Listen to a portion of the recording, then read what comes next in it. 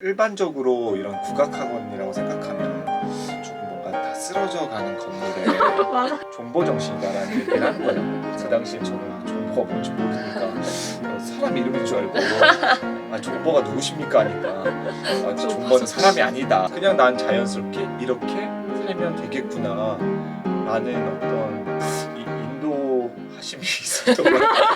인사해 주셔야 돼요. 네. 안녕하세요. 안녕하세요. 안녕하세요. 전통문화 모음집 네 번째 시간입니다. 벌써 어느덧 네 번째가 되었어요. 이제까지는 라이프스타일 쪽의 전통 제품들을 좀 다루시는 대표님들을 많이 만나 뵀는데 오늘은 조금 다른 분야의 대표님을 모셨어요. 네, 소개 한번 부탁드립니다. 네, 여러분 반갑습니다. 저희는 전통예술 아카데미 소셜벤처 아리랑 스쿨을 운영하고 있고요. 그리고 문카데미라고 해서 이제 온라인 이제 악기 구독 OTT 플랫폼을 지금 개발하고 준비하고 있는 그 스타트업의 대표 문현우라고 합니다. 네, 반갑습니다. 이제 전통 예술 쪽에서 다양한 활동을 하고 계세요. 그래서 어쩌다가 처음에 전통에 대한 이런 창업을 결심하게 되었고 이쪽에 네. 관심을 갖게 되셨는지 먼저 궁금합니다. 네, 우선 제가 대학교 3학년 때 이제 관광 경영을 전공하고 있었던 그냥 평범한 학생이었는데 대외 활동을 한 40개 정도 했어요. 굉장히 많은 활동을 굉장히 하면서 열정적이신. 이제는 제가 직접 뭔가 판을 만들어 보고 싶은 거예요. 왜냐면 남들이 만들어 놓은 판에서 굴러다녀 보기만 했고 이제 내가 직접 내가 좋아하는 김밥말이 위에 내가 좋아하는 재료를 올려서 맛깔나는 김밥을 만들어 보리라 해서 어떤 재료를 넣을까 고민을 네네. 했었죠. 근데 그 당시에 이제 아리랑이 중국 동북공정으로 빼앗기를 위해 처했다는 네. 소식을 듣고 그래 우리 아리랑을 지켜보자라는 생각을 갖고 이제 아리랑 유랑단이라는 단체를 만들게 됐죠.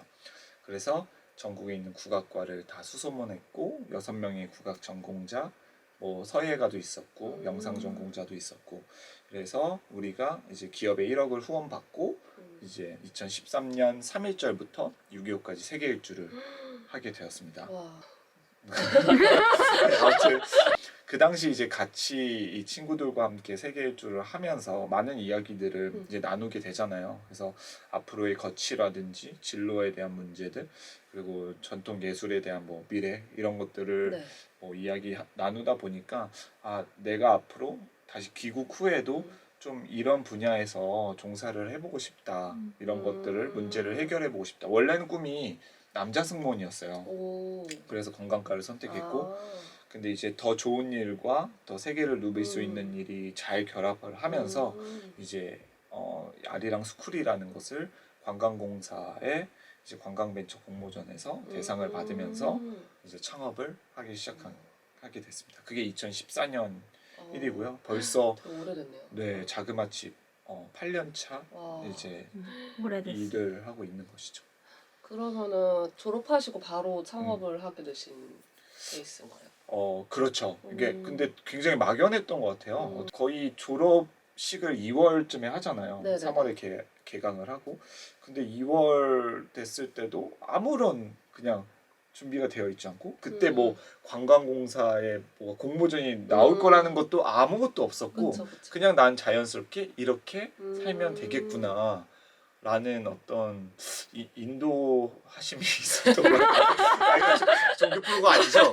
네네. 네, 되게 자연스럽게 전통에 대해서 좀 관심을 갖게 됐고 그때 네. 뭐 중국 동북공정도 그렇고 여러 가지 상황들이 되게 자연스러웠던 것 같아요. 저희 같은 경우에는 한국적인 요소들 좀 현대화하는 거를 디자인 쪽으로 표현을 하고 있는데 네. 대표님 같은 경우에는 그런 한국 전통 예술을 네. 좀 이제 현대인들에게 좀 자연스럽게 알리는 일도 좀 일맥상통한다고 보이는데 네. 그런 일들을 하실 때 가장 중요하게 생각하는 요소들이 있을까요? 저는 그게 대중성이었던 것 같아요. 그러니까 어떻게 좀 더 전통을 친근하게 대중들에게 알려야 될까? 그러니까 가장 큰 문제는 이게 전공생들이 거의 한 4,000명이 네네. 학부 석사생들이 매년 배출이 되고 있음에도 불구하고 이들이 앞으로 뭔가 거치에 대한 진로에 대한 질문을 했을 때 뭐 악단이나 무용단 같은 경우에는 정말 바늘구멍이잖아요. 네. 그러면 결국 이들이 뛰어놀 수 있는 판이 무엇일까 네. 이런 고민들을 굉장히 했었는데 음, 결국에는 수요를 창출하는 일이었어요. 네. 그러니까 수요가 창출이 되면 시장이 형성이 되고 결국에 거기에 이제 많은 사람들이 뛰어놀면서 공급자들이 주요한 역할들을 해내겠죠.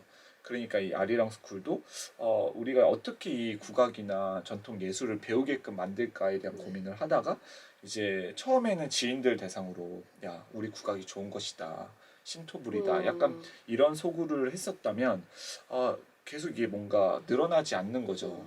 그래서 이제 마케팅 방법을 좀 바꿔보자. 그래서 좀 약간 슬로건 뭐를 많이 바꾸기 시작했죠. 뭐 나만의 고상한 취미를 만들자 그런 식으로 포장을 하게 됐고 또 가야금을 배운다는 것도 뭐 가야금 1대1 레슨 이게 아니라 네. 뭐 야금야금 먹지만 말고 가야금 배우자. 뭐, 귀엽다. 뭐 손금보다 해금 뭐 이런 네. 것도 있고 뭐 승승장구 하자. 자꾸 이런 식으로 좀 재미있게 표현을 네네. 하니까 조금씩 들어오기 시작했고 그게 100명, 200명, 뭐 정말 250명까지 계속 수강생이 늘었던 것 같아요. 맞아요. 가야금이나 전통 예술하면 조금 어려운 부분이 음. 있는데 그런 부분들이 좀 네. 재미있고 캐주얼하게 다가갈 수 있었던 것 같아서. 네, 대표님 아리랑 스쿨 그리고 아리랑 유랑단 문카데미까지 다양한 프로젝트들 이제 창업 아이템들 지금 계속해서 하고 계신데 이제 하나씩 좀 소개와 재미난 이야기를 좀 들어보려고 해요. 그래서 네. 먼저 아리랑 스쿨 먼저 요즘 이제 젊은 친구들이 아리랑 스쿨 통해서 좀 취미로 배우기 시작한 것 같아요. 그래서 어떤 식으로 좀 청년들에게 그런 국악을 접근하게 했고 좀 친숙하게 만드셨는지 네. 그게 좀 궁금해요. 일반적으로 이런 국악학원이라고 생각하면 조금 뭔가 다 쓰러져 가는 건물에 좀 이렇게 관리가 좀 잘 되어 있지 않고 대부분이 어른들이 소비하는 그런 취미 문화로 되어 있더라고요. 동호회 중심으로 되어 있고. 근데 분명히 우리는 어렸을 때 학교에서라도 아리랑을 불러봤을 거고 정말 단소를 만져봤을 거고 그쵸. 다 국악 그 전통의 DNA가 분명히 다 있거든요. 그걸 우리가 어떻게 끄집어내느냐가 아직 관건인 것이죠. 좀 더 젊게 바꾸고 어떤 로고에도 좀 색감을 뭐 핑크색을 넣고 좀 화사하게 만들어 가면서 이제 저희가 설문조사 같은 걸 하면 이제 고객들이 꼭 말하는 게 정말 젊은 사람들이 올 수 있는 그런 환경을 조성해 주었다. 그런 색감이라든지 뭐 마케팅 할 때도 예쁜 꽃을 쓴다든지 이런 것들이 들어가니까 거부감이 사라진다는 거죠. 왜냐면 전통은 굉장히 이미 진입장벽이 허들이 높다고 생각하니까 그래서 좀 그런 것들을 허무는 역할들이 우리 젊은 전통 예술을 이제 이렇게 창업으로 만들어가는 사람들 그리고 소비하는 사람들이 해나가야 될 그런 아이디어지 않을까라는 생각이 듭니다. 그러면 아리랑 스쿨에 어떤 강의들이 있는지 좀 소개를 음. 해주실 수 있으실까요? 저희는 가급적 다채롭게 만들고 싶어서 네. 우선 가야금, 해금, 그리고 대금, 사물놀이, 한국무용, 뭐 판소리 이렇게 한 6개 네. 과목을 오프라인으로 배울 수 있고 어떤 식으로 수업이 진행이 되나요? 가야금, 해금 뭐 다 마찬가지로 이제 한 20분 정도의 개인 레슨을 하고요. 그리고 개인 그 연습실이 있으면 그 공간에서 좀 무제한으로 연습을 할 수 있게 합니다. 네. 그 홈페이지 보니까 그 수강생들 모여가지고 콘서트를 네, 맞아요. 하던데 그거는 어떻게 열게 되신 거예요? 사실 이게 뭔가 동기부여가 있어야 되잖아요. 뭔가 운동을 하면 뭐 바디 프로필도 찍고 싶고 나중에 대회도 나가고 싶고 그냥 제가 하고 있어서 그런 건 아니고 예를 그렇게 들어봅니다. 그래서 이들이 배워서 뭔가 좀 공유할 수 있는 자리를 만들어 보고 싶다 해서 이런 콘서트 자리를 만들었는데 초창기에는 우리도 처음이고 수강생들도 얼마 배우지 않으니까 그 콘서트가 거의 뭐 이제 굉장히 단촐하게 되는 거죠. 뭐 노래도 다 아리랑 학교종이 땡땡땡 뭐 이런 것들만 연주가 되니까 함께 참여하는 관람객들도 이걸 어디까지 우리 최근에 얼마 전에 저희가 콘서트를 했는데 이제는 다 3년 4년 오랫동안 배운 수강생들이 있으니까 퀄리티가 정말 돈 내고 봐도 아깝지 않은 공연이 되었다 이런 말을 할 정도로 그 일취월장하는 게 정말 뿌듯하더라고요. 네. 뭔가 되게 제자들 같겠다. 그쵸. 뿌듯하고 네. 오히려 내가 이런 뭔가 문화와 판을 만들었다는 그쵸. 그런 보람도 있고 아, 더 열심히 잘 운영해야겠다라는 또 자극도 됐고요. 맞아요. 네. 그러면은 아리랑 유랑단도 좀 설명을 듣고 싶어요. 아, 네. 네, 이렇게 외국 가가지고 다양한 뭐 탈춤이나 부채춤 같은 거를 네. 이제 선보이거나 해외에서 뭐 버스킹으로 많이 공연하시는 것 같은데 그렇죠. 좀 이거는 어떻게 또 열게 되셨는지 음. 설명을 해주세요. 우선 저희가 2012년도 10월에 베트남을 처음으로 활동했던 게 시작이었고 2013년 3일절부터 하는 게 세계일주였고 근데 이제 그 이후부터는 이 아리랑 유랑단을 계속 후원만 받고 다닐 수는 네. 없다. 아, 그러면 우리 스쿨에 있는 수강생들이 이제 콘서트 말고도 해외에 가서 그런 공연을 하고 싶다는 니즈를 저희가 발견하게 되면서 아, 그러면 우리가 참가비를 받아서 네. 이걸 한번 좀 모델로 만들어 볼까 해서 아리랑 유랑단이 이제 2017년도에 처음으로 참가비를 받는 프로젝트로 이제 만들어지게 됐어요. 처음에는 뉴욕이었는데 과연 얼마나 지원을 할까 굉장히 걱정이 많았는데 20명 정도를 뽑는 프로젝트였는데 한 40여 명이 지원을 하셨고 거기서도 참가비를 내매에도 불구하고 면접을 다 봐야 됐고 그래서 이제 추려진 20명을 모시고 이제 처음으로 뉴욕 프로젝트를 했죠. 근데 이제 다녀오고 나서 결산을 해보니까 한 100여만 원 정도 적자를 낸 거예요. 결국 그 돈은 창업자가 다 내야겠죠. 근데 그 당시에 이제 제가 그 MBA를 다니고 있었는데 이제 학교에 가서 나 적자 냈다 교수님한테 얘기하니까 교수님이 어떤 그래프를 하나 그려주시는데 그게 이제 X선 Y선을 그려놓고 이제 시간이 쭉 흐르면서 너는 경험이 쌓일 거고 경험이 쌓이면 네가 써야 될 비용이 줄어든다. 그 X가 되는 것이죠. 그래서 그 가운데 변곡점을 지나 수익을 만드는 데까지 너가 알아야 될 정신이 존버 정신이다라는 얘기를 하는 거예요. 그 당시엔 저는 존버가 뭔지 모르니까 사람 이름인 줄 알고 아, 존버가 누구십니까 하니까 아, 존버는 사람이 아니다. 그래서 방송상 제가 지금 얘기는 못하겠지만 네, 그래서 버티는 거다. 그때부터 아, 유랑단도 내가 꾸준히 하게 되면 네. 분명 좋은 결실을 맺을 거다라고 생각해서 정말 뉴욕부터 시작해서 뭐 베트남, 칠레 그리고 나중에는 유럽 한 바퀴를 버스 한 대를 빌려서 거의 40여 명을 데리고 인솔하는 정도까지 됐어요. 근데 아시다시피 작년에 코로나가 터지면서 그렇죠. 네, 이제 유랑단이 잠정 너무 중단이 아쉽다. 된 상황이죠. 네. 그러면 해외 워낙 많이 다니셨으니까 좀 기억에 남는 에피소드 한 개만 들려주실 수 있으세요? 아, 저희는 이제 버스킹을 하지만 네. 돈통을 놓진 않았었거든요. 네네네. 왜냐면 돈통을 놓으면 뭔가 우리가 국어를 하는 느낌이 들고 우리는 아직 그런 문화가 형성이 안 돼 있잖아요. 외국인들은 그런 문화가 아니니까 계속 돈통을 찾아요. 아, 어디 있는지? 네. 그러면 이제 저한 뭐 이렇게 와서 손에다가 돈을 쥐어주고 아이고. 가거나 뭐 공연자들한테 단원들한테 가서 그렇게 되니까 공연이 약간 중단되기도 하고 약간 좀 이상해지는 거죠. 그래서 야, 우리 돈통을 놓고 뭐 이 금액을 가지고 뭐 좋은 일을 쓰든 그렇게 해보자 해서 돈통을 딱 놓으니까 한 10여 분 만에 한 10만 원 돈 정도 버는 거예요. 특히 신기한 경험은 이제 한국 사람들이 여행이 그 당시에는 굉장히 우리나라 사람들 여행 많이 네네네. 다니니까 너무 좋은 일 한다면서 그쵸. 막 어머님들은 어디 가서 뭐 과일도 사고 싶고 거기 사시는 분은 막 술이랑 뭐 이런 것도 또 숙소 가서 먹으라고 주고 고생한다 그러면 거기에 막 단원들 울기도 하고 정말 그 정이라는 게 저도 정말 맞아요. 가장 좋은 에피소드, 선한 에피소드인 것 같아요. 이제 네. 문카데미 가장 최근 이제 좀 새롭게 음. 이제 시작하신 것 같아요. 코로나 이후로 이제 오프라인 기반이었던 아리랑 스쿨에서 온라인으로 확장을 하신 것 같아요. 네. 그래서 또 문카데미에 대한 소개 먼저 좀 부탁드립니다. 네. 사실 아까 이제 아리랑 유랑단에 대해서 얘기하면서 2월 달에 이제 마지막 유랑을 하고 이제 앞으로의 미래가 정말 암흑기로 간 거예요. 스쿨의 수강생은 계속 2월을 하고 환불을 하고 그쵸, 그쵸. 등록은 하지 않고 와 이걸 우리가 버틸 수 있을까 하다가 이제 또 위기를 기회로 만드는 그런 어떤 또 발동이 걸리면서 오프라인에 대한 미래는 없다.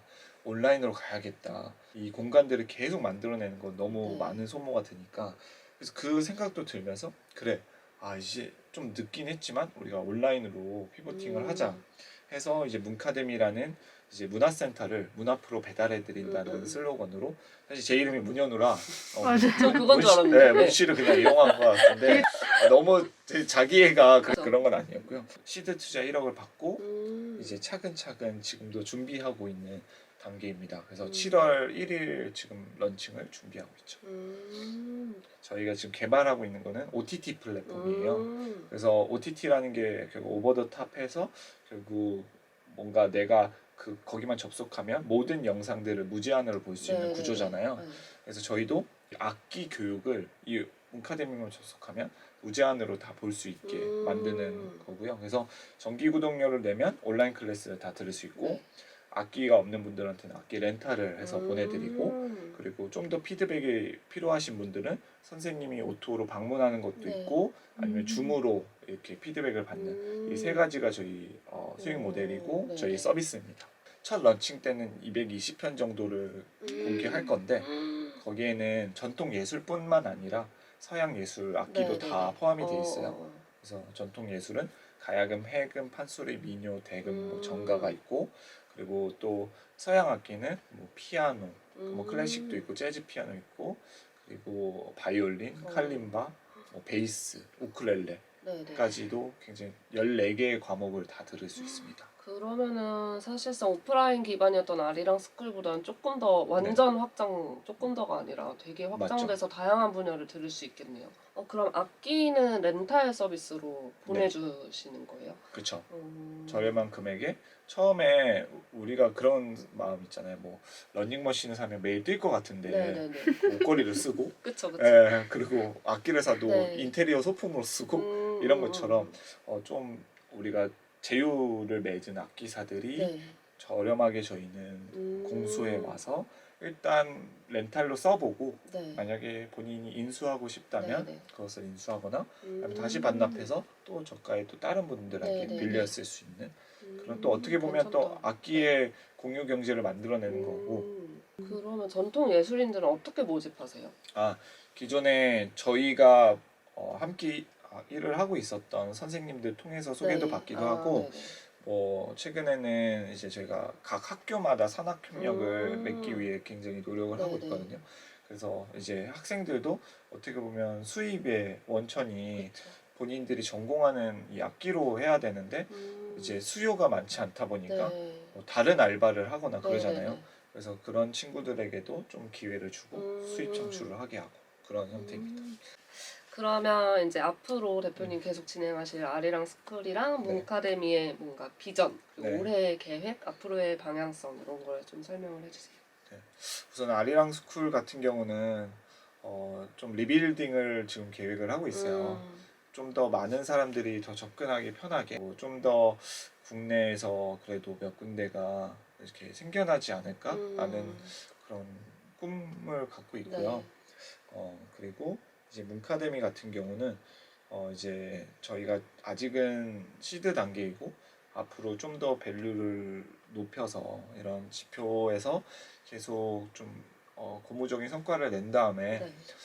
이제 악기 센터 같은 경우에서도 뭐 관리나 뭐 조율이나 혹은 또 배송 문제 이런 것들도 좀 더 용이하게 되고 전 국민이 정말 1인 1악기를 하는 네. 그날이 좀 될 수 있게 만드는 것이 저희의 목표이자 이제 비전입니다. 네. 우리 해야겠다. 1인 1악기. 그러니까요. 너무 멋지다. 그럼 대표님이 생각하시는 전통의 재해석이란? 결국엔 최근의 트렌드와 같이 결합하지 않으면 상생하지 않으면 결국 도태될 수밖에 맞아요. 없는 것 같아요. 문화가 지금에 재해석되지 않고 문화가 지금 사람들이 소비하지 않으면 그거는 결국 쇠퇴되는 것이다. 맞아요. 네. 그러니까 우리가 너무 옛 것만을 고집하다 보면 결국에는 사람들한테 접근조차 하지 못하게 네. 만드니까 자꾸 현대에 어떤 트렌드가 있는지에 대한 연구를 하고 그것들 결합시켜 나가는 게 중요한 것 같아요. 맞아요. 네. 공감합니다. 네. 그럼 대표님에게 칩 프로젝트란? 이거 필수 질문이거든요. 초면인데. 초면인데. 저는 뭐랄까 이 인형 뽑기 같은 느낌이 드네요. 인형 뽑기. 네.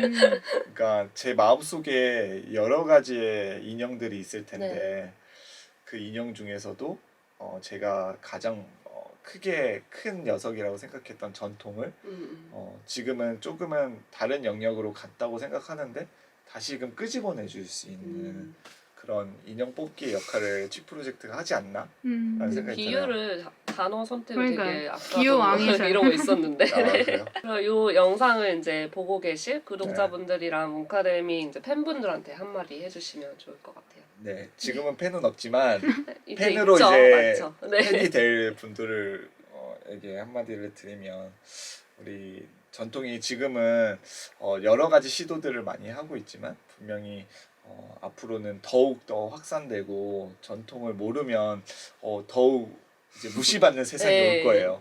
그러니까 우리 꼭 전통악기 하나쯤은 우리 1, 배우는 1학기. 1인 1학기 아니더라도 전통에 관련된 취미들을 꼭 하나씩이라도 갖고 계신다면 필살기가 될 그날이 올 겁니다. 네. 그러니까 오늘을 통해서 하나 꼭 배우세요.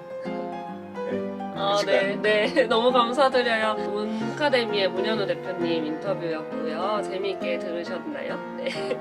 앞으로 또 이제 다음 대표님도 인터뷰도 기대해 주시고 영상을 봐주셔서 너무 감사드립니다. 구독과 좋아요는 사랑입니다. 이게 뭐야? 이래야 뭔가 좀 독특하죠.